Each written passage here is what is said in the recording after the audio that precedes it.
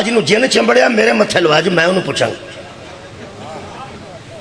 जिन दो किस्म के लोगों को चिंबड़ते हैं, एक कुंवारिया मुंडिया चिंबड़ते हैं जिन्हों की मर्जी की शादी नहीं होती होंगी, उन्होंने जिन चिंबड़ता, कभी वो प्यो का चपेट कट मारता, कभी चाचे को चपेट कट मारता।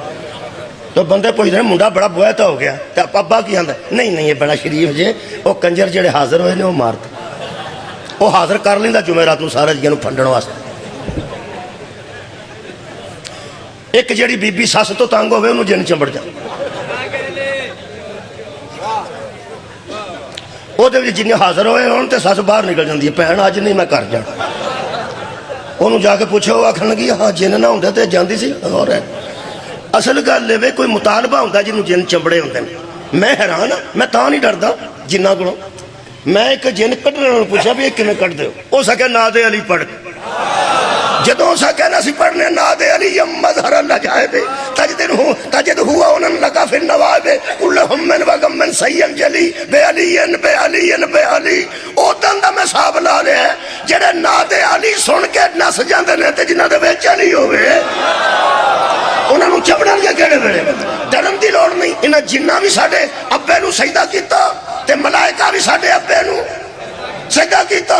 इहदा मतलब है साडे तो सड़दे होणगे जिन भी। फरिश्ते ते मलाइका ने मासूम मखलूक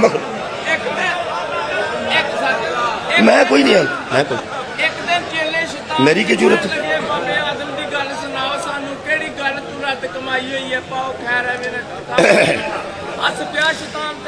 अल्लाह अकबर। हाथ उधर रखो कुछ।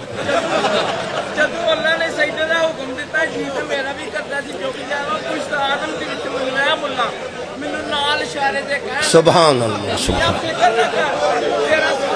ठीक हो। एक बंदा उठा एक मजलिसों, वो विचकारों उठ के मेरे उंगली करके आंदा है हर दौर के यजीद पहला। तो मैं उंगली तो उधर रख। मेहरबानो मेहरबानी कर, मैं दोबारा अर्ज कर दें